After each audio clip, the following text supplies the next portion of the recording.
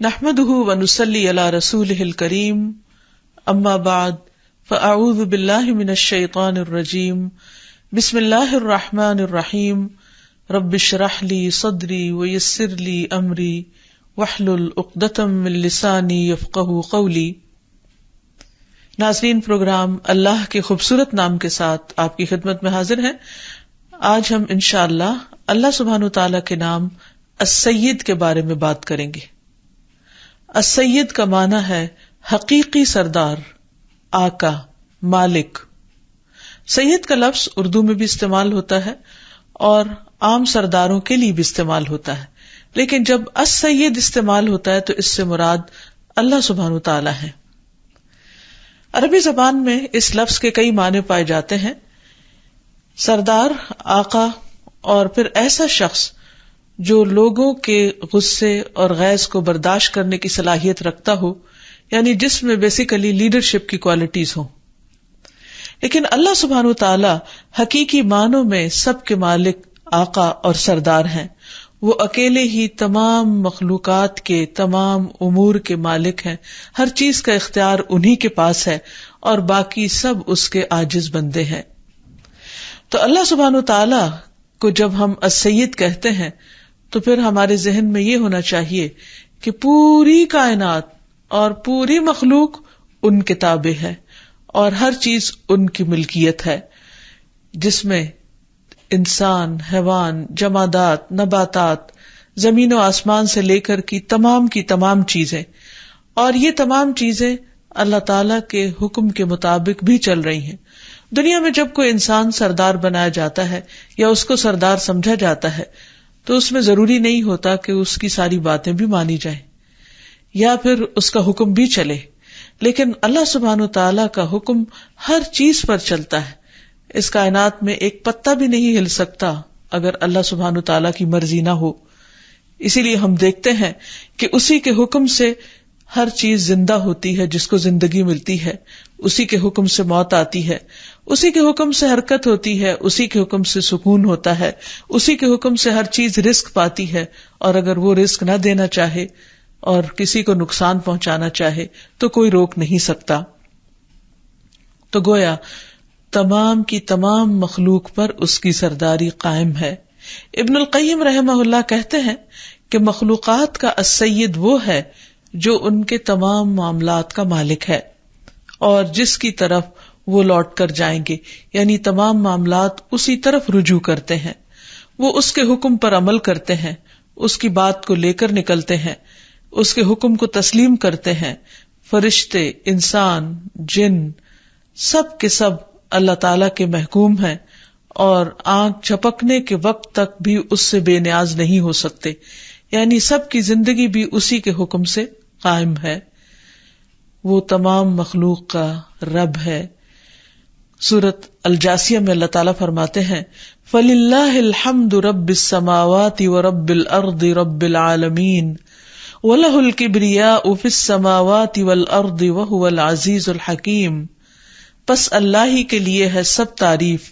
جو آسمانوں کا رب اور زمین کا رب، تمام جہانوں کا رب ہے۔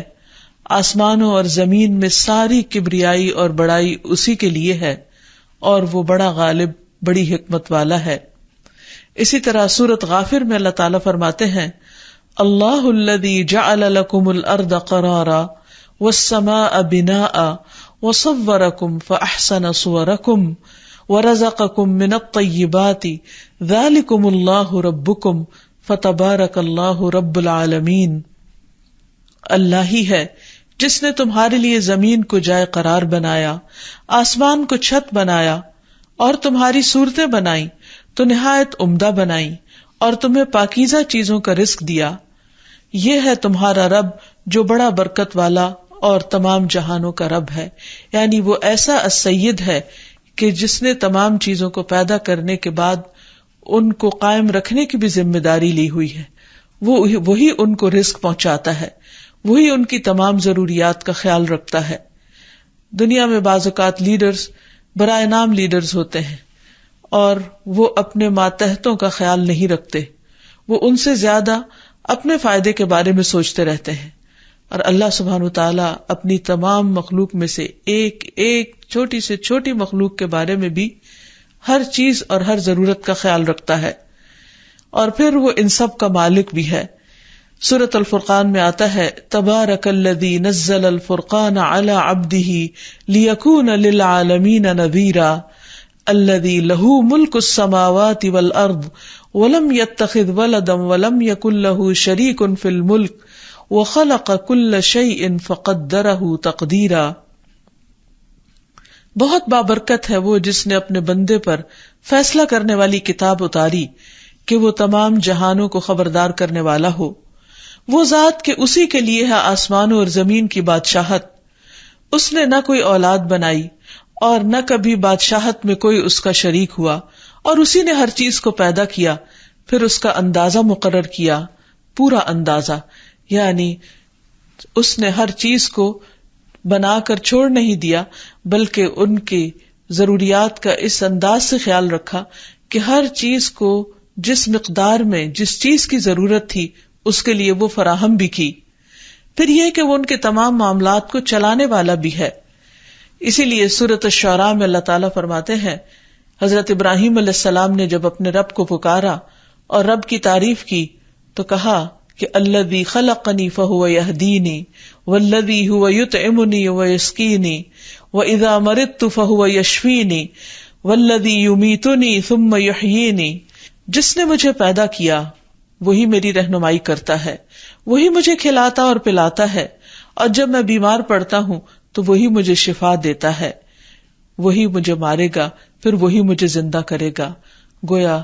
وہ ایسا حاکم، ایسا سردار اور ایسا رب ہے کہ جو بندوں کے تمام معاملات کا ذمہ دار ہے، اور ان کے تمام معاملات اسی کی طرف رجوع کرتے ہیں، اسی کی طرف لوٹتے ہیں، جیسے کہ سورۃ آل عمران میں بھی فرمایا وَلِلَّهِ مَا فِي السَّمَاوَاتِ وَمَا فِي الْأَرْضِ وَإِلَى اللَّهِ تُرْجَعُ الْأُمُورُ،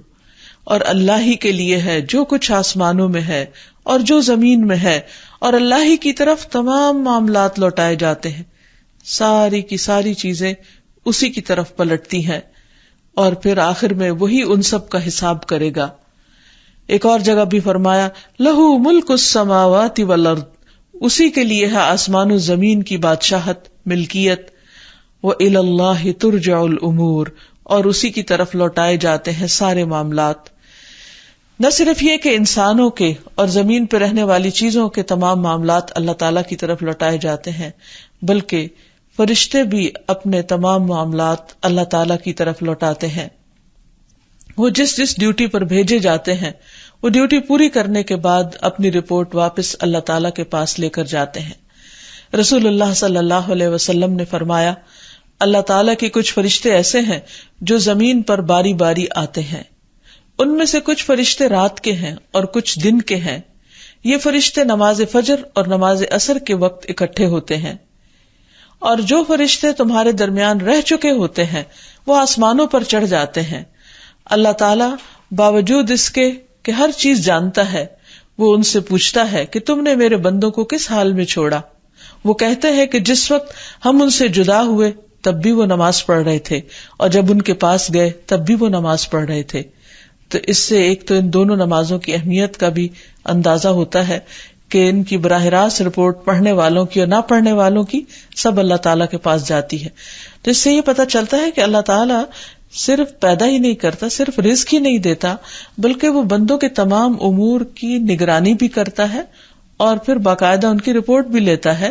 کہ وہ کر کیا رہے ہیں۔ دنیا کا کوئی بھی حاکم، کوئی بھی لیڈر اس درجے کا کہاں ہو سکتا ہے کہ وہ اپنی رعیت اور اپنے ماتحتوں کی ہر چیز کے بارے میں جانتا ہو، اور پھر ان کے بارے میں کنسرن بھی ہو، اور پھر ان کے معاملات کی اصلاح کرنے والا بھی ہو۔ پھر یہ بھی یاد رہے کہ پوری کائنات پر اسی کا حکم چلتا ہے۔ قرآن مجید میں اللہ تعالیٰ فرماتے ہیں ان ربکم اللہ الذی خلق السماوات والارض فی 6 ایام ثم استوى علی العرش یغشی اللیل النہار یطلبہ حثیثا والشمس والقمر والنجوم مسخرات بامرہ الا لہ الخلق والامر تبارک اللہ رب العالمین بے شک تمہارا رب اللہ ہے جس نے آسمانوں اور زمین کو 6 دن میں پیدا کیا ہے، پھر وہ عرش پر بلند ہوا، رات کو دن پر اڑا دیتا ہے، یعنی جیسے ایک چادر چھا جاتی ہے، جو تیز چلتا ہوا اس کے پیچھے چلا آتا ہے، یعنی رات کے، اور سورج اور چاند اور ستارے پیدا کیے اس حال میں کہ اس کے حکم کے تابع ہیں۔ سن لو، پیدا کرنا اور حکم دینا اسی کا کام ہے، کیونکہ وہ السید ہے، بہت برکت والا، اللہ جو سارے جہانوں کا رب ہے۔ پھر یہ ہے کہ اسی کے اذن اور ارادے سے سارے کام ہوتے ہیں۔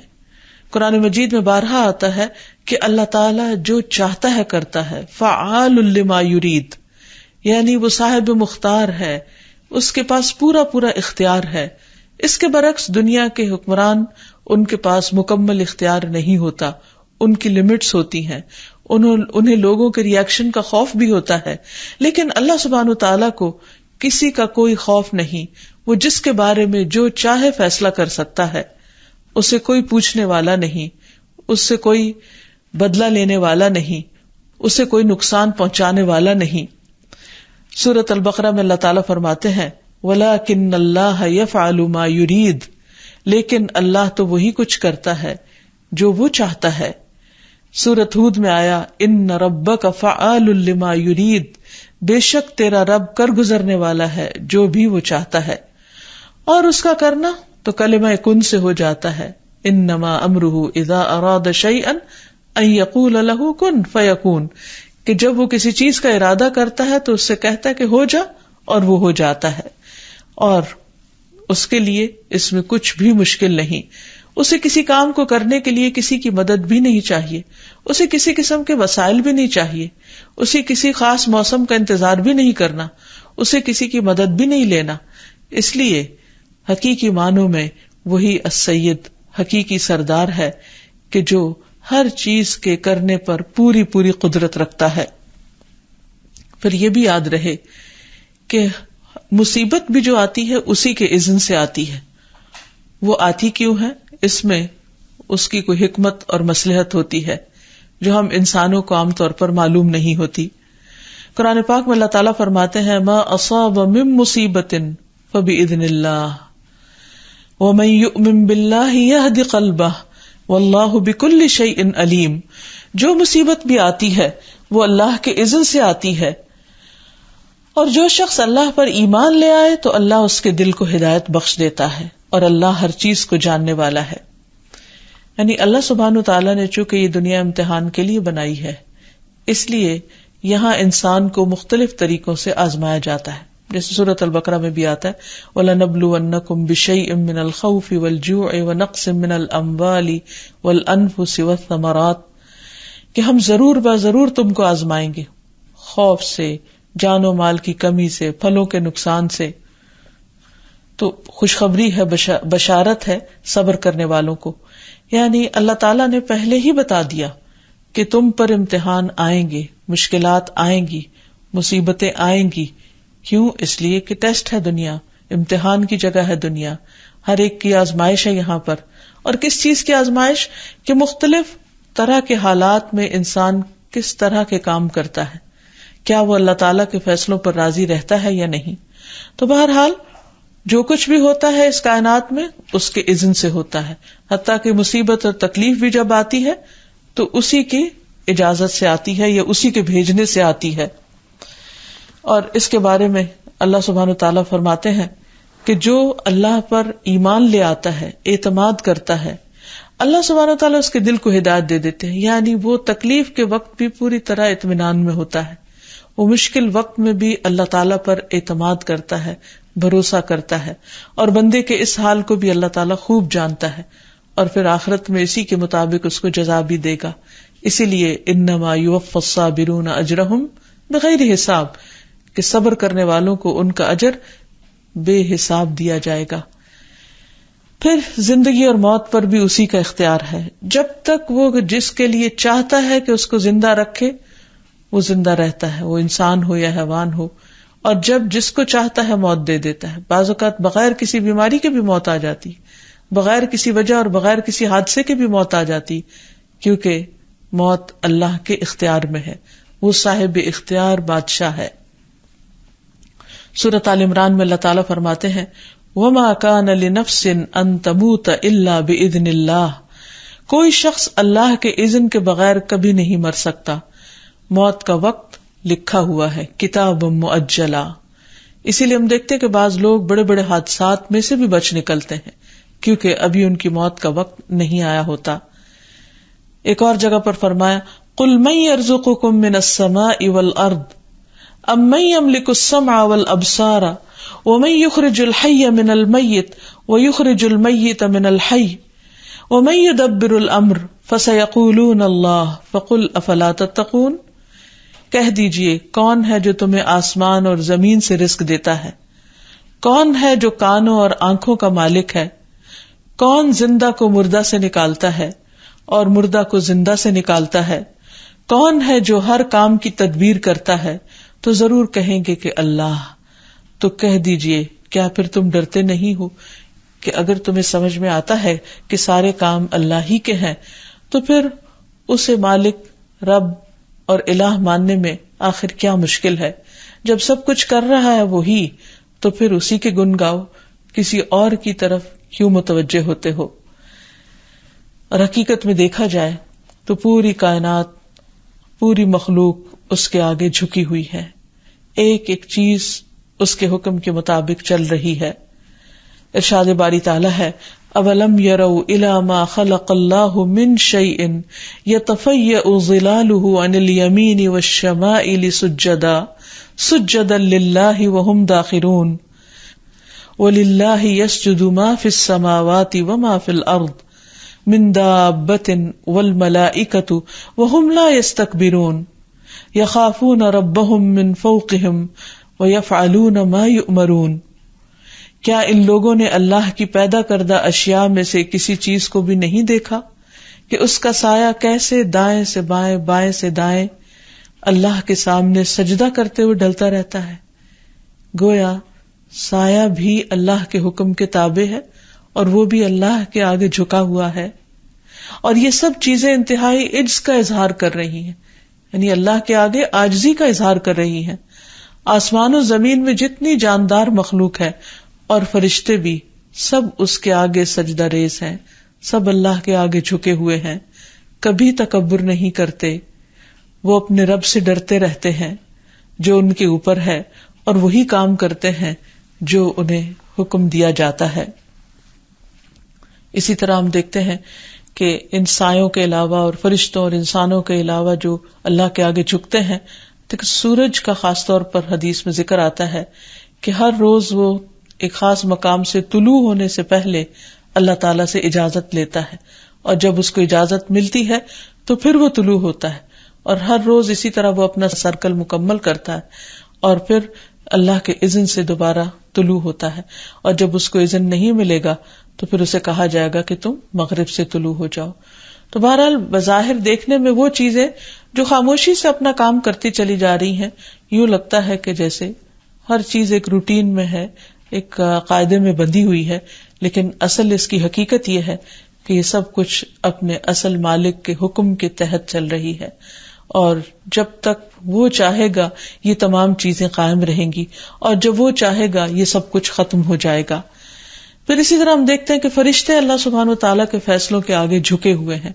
اور انہیں جو حکم ملتا ہے فوراً بجا لاتے ہیں۔ یفعلون ما یؤمرون، وہی کرتے ہیں جو وہ حکم دیے جاتے ہیں، اور کرنے کے لیے ایک دوسرے سے آگے دوڑتے ہیں۔ فالسابقات سبقا، دوڑ دوڑ کر اللہ سبحانہ وتعالیٰ کے احکامات کو بجا لاتے ہیں۔ رسول اللہ صلی اللہ علیہ وسلم نے فرمایا، میں اسراء والی رات فرشتوں کے پاس سے گزرا اور جبریل علیہ السلام کو دیکھا کہ اللہ کے خوف کی وجہ سے بسیدہ پرانے ٹاٹ کی طرح لگ رہے تھے، یعنی بالکل سکڑے ہوئے اور بالکل دبے ہوئے، ایک طرح سے خوف زدہ۔ حالانکہ جاندار مخلوقات میں سے فرشتوں کے جو سردار ہیں اور جن کی بہت عزت ہے، ایک خاص تقرب کا مقام ہے اللہ تعالیٰ کے ہاں، لیکن اس کے باوجود وہ اللہ سبحانہ تعالیٰ کی عظمت کے آگے جھکنے کو پسند کرتے ہیں اور جھکے رہتے ہیں۔ اسی طرح دوسرے فرشتوں کے بارے میں بھی حدیث میں آتا ہے، رسول اللہ صلی اللہ علیہ وسلم نے فرمایا کہ جب اللہ تعالیٰ آسمان میں کوئی فیصلہ فرماتا ہے تو ملائکہ عاجزی سے اپنے پر مارنے لگتے ہیں، جیسا کہ اللہ تعالیٰ کے اس ارشاد میں ہے کسلسلۃ علی صفوان، جیسے کسی صاف چکنے پتھر پر زنجیر کے مارنے سے آواز پیدا ہوتی ہے، یعنی ان کی پھڑپڑاہٹ کی آواز بھی آتی ہے. اللہ تعالیٰ کا حکم ختم ہوتا ہے تو پھر ایک دوسرے سے کنفرم بھی کرتے ہیں کہ اللہ تعالیٰ نے کیا فرمایا، اور پھر فوراً ہی حکم بجا لانے کے لیے دوڑ پڑتے ہیں. پھر اسی طرح رسول اللہ صلی اللہ علیہ وسلم نے فرمایا کہ ایک آدمی نے الحمدللہ کثیرا کہا. اس کلمے کو لکھنا فرشتے پہ بہت بھاری ہو گیا. اس نے اللہ تعالی کی طرف رجوع کیا کہ یا رب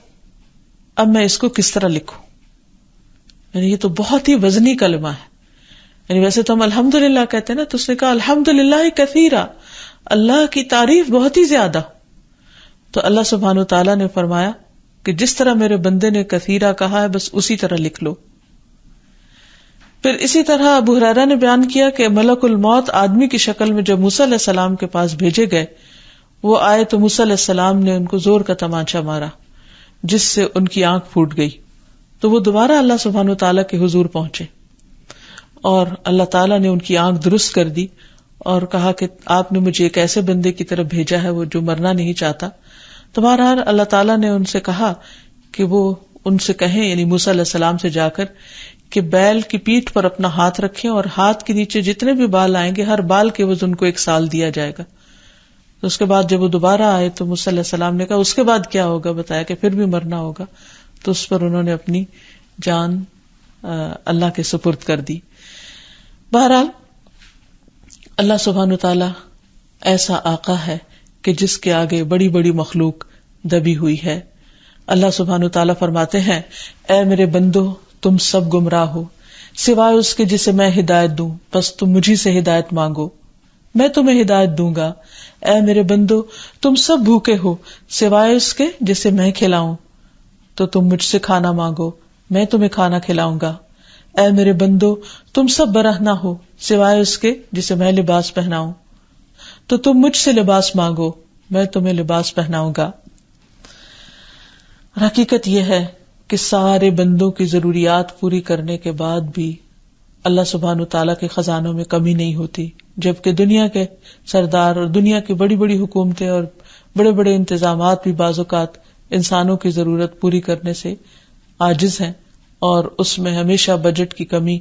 اور وسائل کی کمی کا رویا جاتا ہے. پھر اسی طرح یہ ہے کہ اللہ سبحانہ تعالیٰ ایسا سردار ہے کہ جس کی سرداری میں کچھ کمی بھی نہیں آتی. دنیا میں آپ دیکھیں کہ ایک کے بعد ایک لیڈر بدلتا رہتا ہے، کبھی اس کی وجہ کوئی انقلاب ہوتا ہے اور کبھی اس کی وجہ کسی کی وفات ہوتی ہے یا کسی کا بڑھاپا ہوتا ہے یا کسی کی نااہلیت ہوتی ہے یا اس پر کوئی الزامات ہوتے ہیں. لیکن اللہ سبحانہ و تعالی کی سرداری میں کسی قسم کی کوئی کمی نہیں آتی. اللہ سبحانہ و تعالی فرماتے ہیں اے میرے بندو تم مجھے ہرگز نقصان نہیں پہنچا سکتے اور نہ ہی ہرگز مجھے نفع پہنچا سکتے ہو. اے میرے بندو اگر تم سب اولین و آخرین جن و انس اس آدمی کے دل کی طرح ہو جاؤ جو سب سے زیادہ تقوی والا ہو تو بھی تم میری سلطنت میں کچھ اضافہ نہیں کر سکتے. اور اے میرے بندو اگر تم سب اولین و آخرین اور جن و انس اس ایک آدمی کی طرح ہو جاؤ جو سب سے زیادہ بدکار ہے تو بھی تم میری سلطنت میں کچھ کمی نہیں کر سکتے. اے میرے بندو اگر تم سب اولین و آخرین جن و انس ایک صاف چٹیل میدان میں کھڑے ہو کر مجھ سے مانگنے لگو اور میں ہر انسان کو وہ سب کچھ عطا کر دوں جو وہ مجھ سے مانگتا ہے تو بھی میرے خزانوں میں کمی نہیں ہوتی مگر جتنی سمندر میں سوئی ڈال کر نکالنے سے ہوتی ہے. یعنی اللہ سبحانہ تعالیٰ کی سرداری میں، اللہ تعالیٰ کی حکومت میں، اللہ تعالیٰ کی عظمت میں کوئی بھی چیز کمی نہیں کرتی. جب انسان کو اس بات کا یقین ہو جائے اور وہ حقیقی معنوں میں اپنا حقیقی آقا اور مالک اپنے رب کو سمجھنے لگے تو پھر اس کے مطابق اپنے طرز عمل کو بھی بدل لے. اس صورت میں جب ہمیں اللہ تعالیٰ کا یہ نام یہ صفت سمجھ آ جائے تو پھر ہمیں کیا کرنا چاہیے؟ سب سے پہلی بات تو یہ کہ اپنے حقیقی آقا سے محبت کا اظہار کرنا چاہیے اور اس کے آگے جھک جانا چاہیے، اس کی اطاعت کرنی چاہیے، کیونکہ بندے کے لیے یہ لازم ہے کہ وہ اللہ سبحانہ وتعالی کے لیے جھکا رہے۔ سب سے بڑھ کر محبت، جی ہاں، اللہ تعالیٰ قرآن پاک میں فرماتے ہیں والذین آمنوا اشد حبا للہ، وہ لوگ جو ایمان والے ہیں اللہ کی محبت میں سب سے زیادہ شدید ہیں۔ لوگ اپنے لیڈرز سے، اپنے آقاؤں سے محبت کرتے ہیں اور ان کے لیے ہر طرح کی قربانیاں کرتے ہیں، بعض اوقات ان کے لیے اپنی جانیں تک دے دیتے ہیں، لیکن اہل ایمان کے لیے کیا لازم ہے کہ وہ اپنے حقیقی آقا سے سب سے بڑھ کر محبت کرنے والے ہوں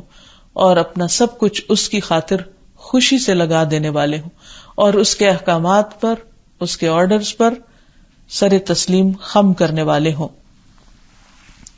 نبی صلی اللہ علیہ وسلم نے فرمایا، تم میں سے کوئی شخص اس وقت تک مومن نہیں ہو سکتا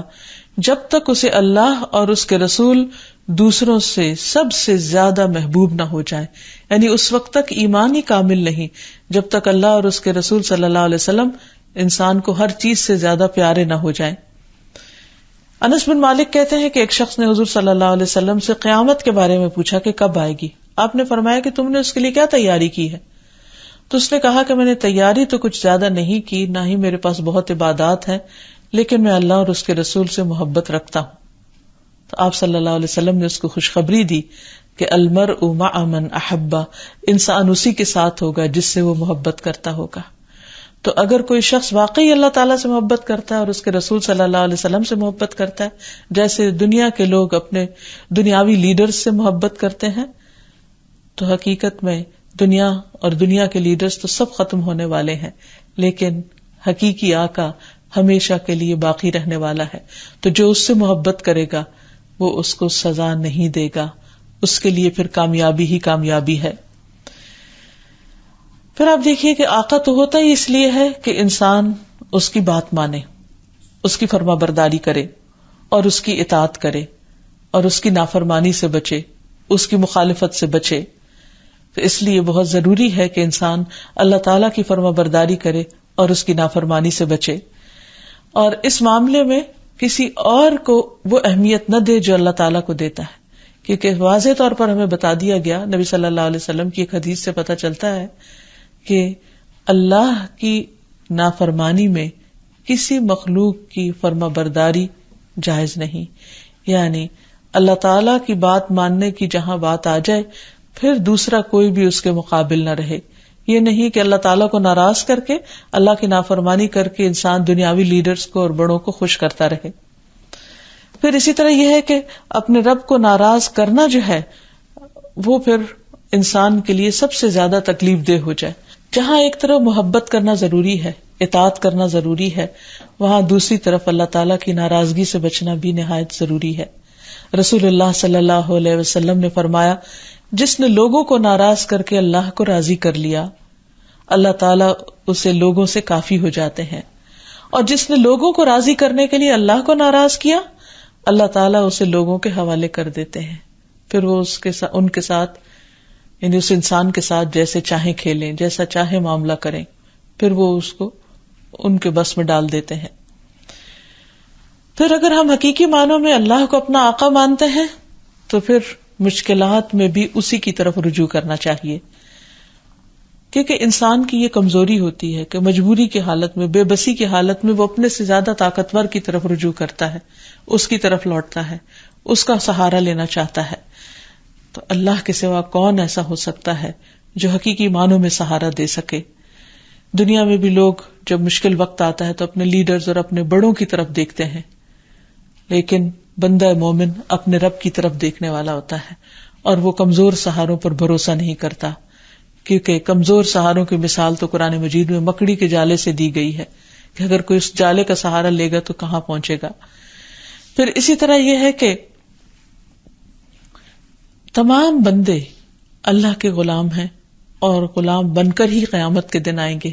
لہذا عقل مندی اس میں ہے کہ انسان دنیا میں ہی اللہ کا غلام اور فرما بردار بن جائے۔ قرآن مجید میں آتا ہے، ان کل من فی السماوات والارض الا آتی الرحمن عبدا، آسمان و زمین میں جو کچھ بھی ہے وہ سب رحمان کے حضور غلام بن کر آئیں گے۔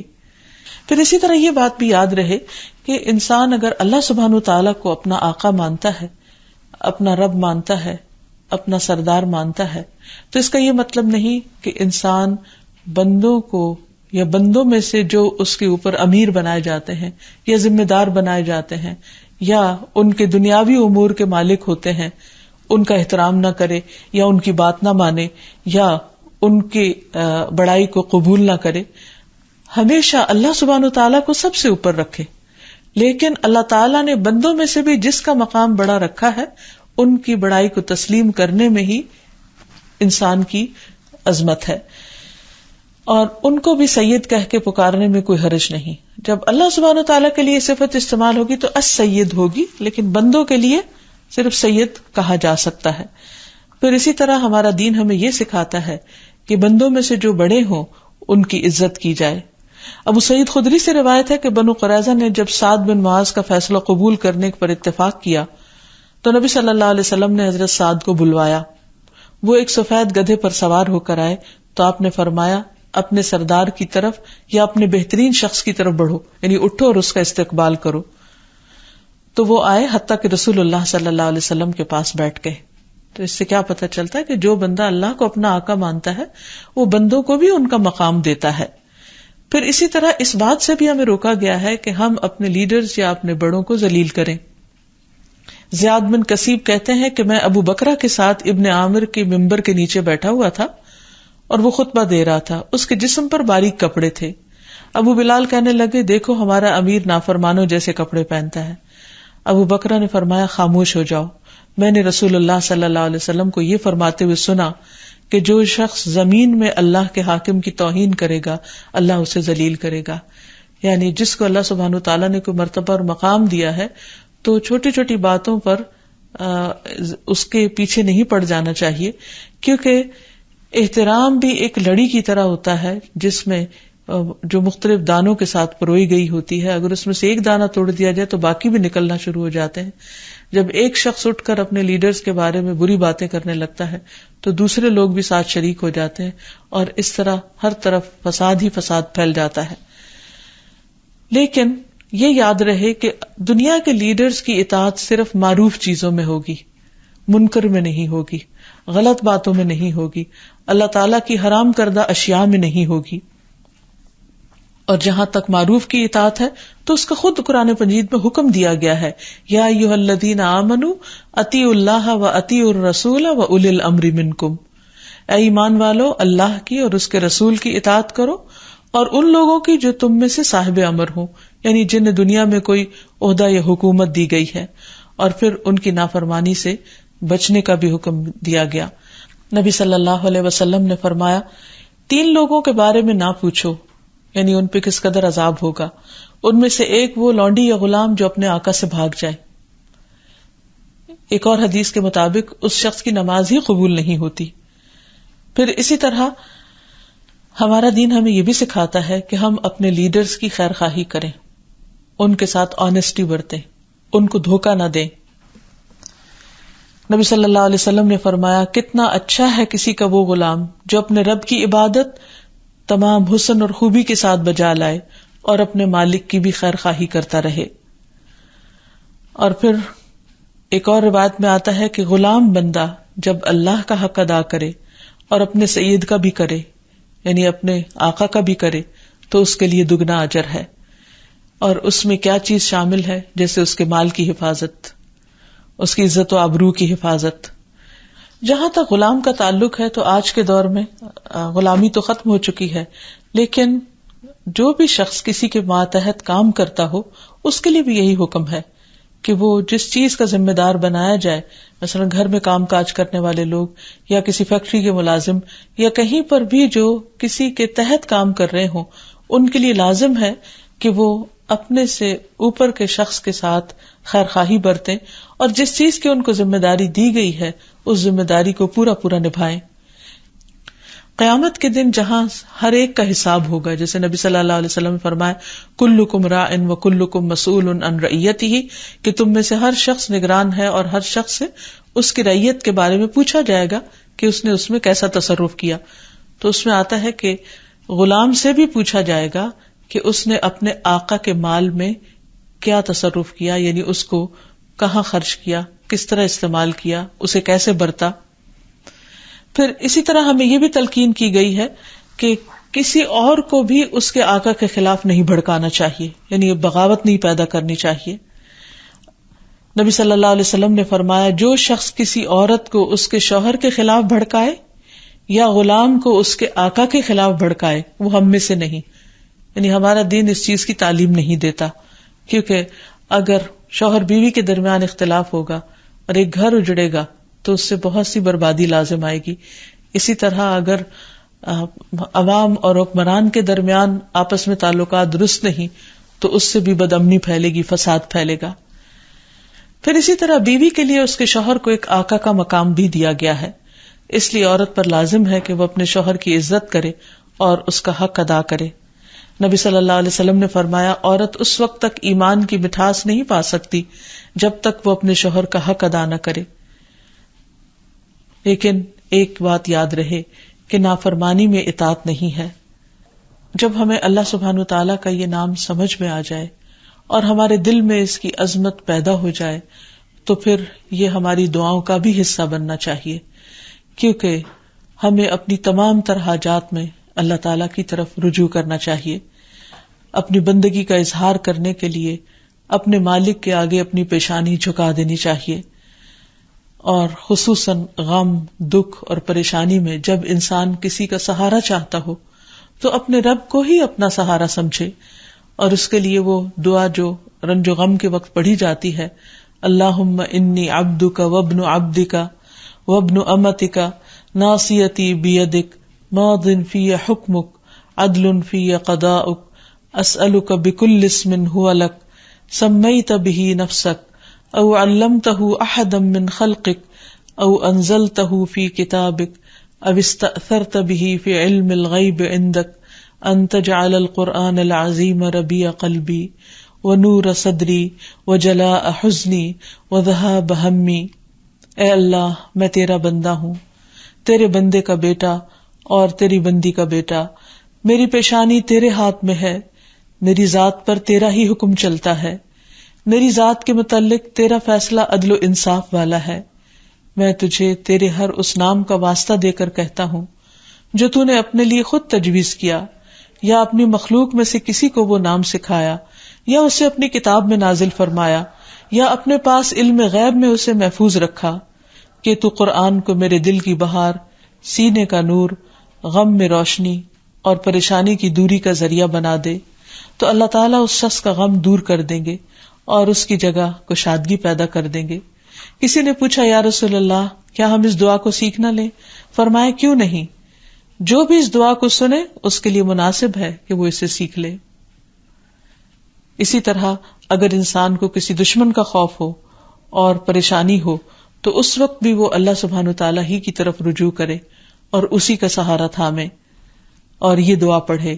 اللہم رب السماوات السبع ورب العرش العظیم کلی جارم من فلان ابن فلان واحزابہ من خلائقک ان یفرط علی احد منہم او یطغى عز جارک وجل ثناؤک ولا الہ الا انت. اے اللہ 7 آسمانوں کے رب اور عرش عظیم کے رب، تو میرے لیے پناہ بن جا فلاں بن فلاں اور اس کے گروہ کے مقابلے میں جو تیری مخلوق ہے، اور اس بات سے روک دے کہ ان میں سے کوئی ایک بھی مجھ پر زیادتی کرے یا وہ سرکشی کرے. تیری پناہ بہت مضبوط ہے، تیری تعریف بڑی شان والی ہے اور تیرے سوا کوئی معبود نہیں. تو اللہ تعالیٰ سے دعا ہے کہ اللہ تعالیٰ ہمیں اپنے اس نام کی صحیح معنوں میں پہچان اور معرفت دے اور اس کے مطابق ہمارا طرز عمل بدل دے اور ہم اپنے تمام معاملات میں، تمام مشکلات میں اسی کی طرف رجوع کرنے والے ہو جائیں. وآخر دعوانا ان الحمد للہ رب العالمین. السلام علیکم ورحمۃ اللہ وبرکاتہ.